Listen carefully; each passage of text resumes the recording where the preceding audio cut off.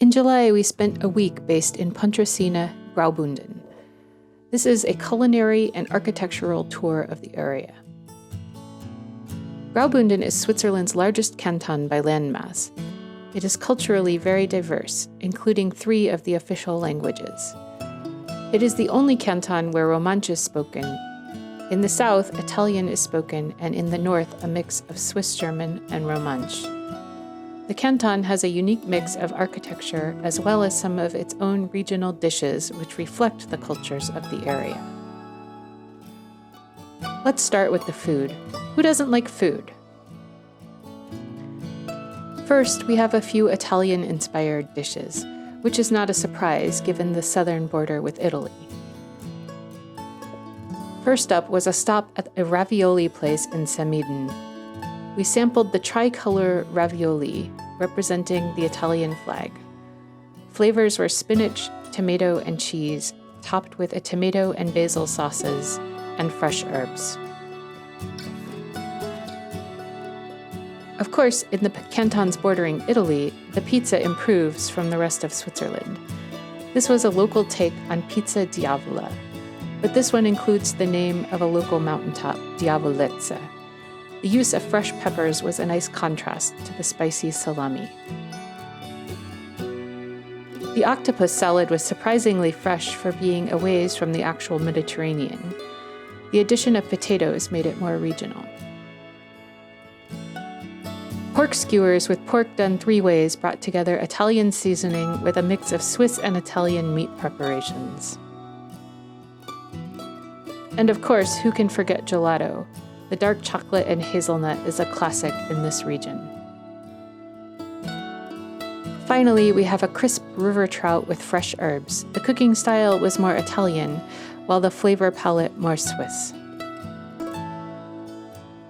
Next up, we have local takes on some Swiss classics.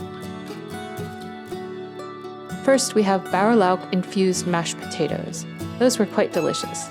Bärlauch is a type of wild garlic that grows in the forest during the late spring and early summer. A Swiss classic is Wurst with onion sauce and Rösti, a giant hash brown type of thing.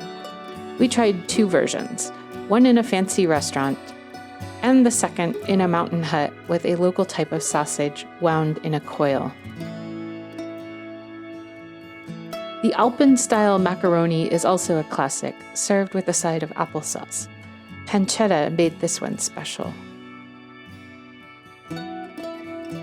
Finally, we tried some specialties that come from Graubünden. First is Kapuns.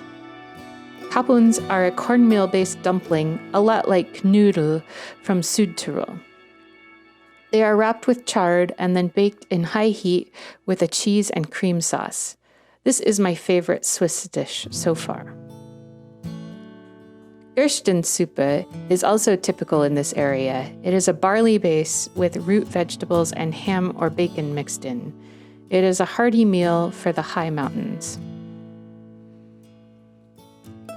Starting at the top of Bernina Pass and throughout Valposchiavo, one can find Nusstorte, which is a walnut cake with shortbread crust. Delicious. Also grown in Valposchiavo is a lot of buckwheat. Raw meal and buckwheat-based pastas can be found throughout the area. A really interesting dish made with buckwheat pasta from this area is pizzoccheri. If you order this, make sure to come with an empty stomach. It is buckwheat pasta, potatoes, and leeks folded in a cheesy cream sauce. Okay, so now that I've made you hungry, let's look at some cool architectural details from Graubünden. Sgraffito will be the first thing you will notice. This is the predecessor art of graffiti, and the etymology of the word itself. Sgraffito is designs etched or scratched, if you will, into the stucco of buildings. Here are some cool examples I found as we were traveling around.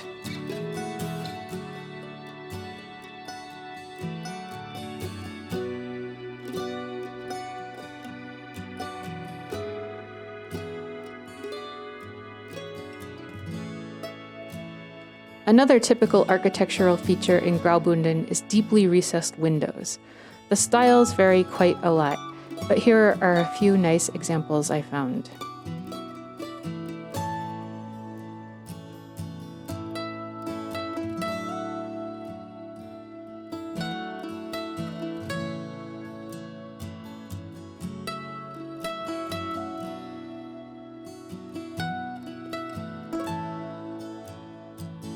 As you head over the Bernina Pass into the Val Posciavo, the architecture blurs from mountain Swiss to a more distinctly Italian.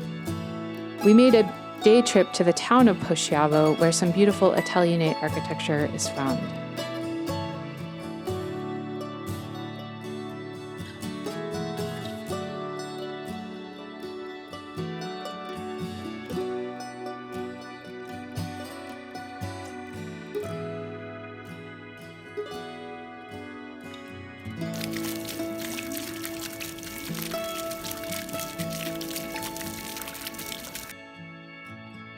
The area around the upper Engadin features a lot of artsy adornments, from more typical things like sundials to metalworks and other carvings. Here are a few fun ones.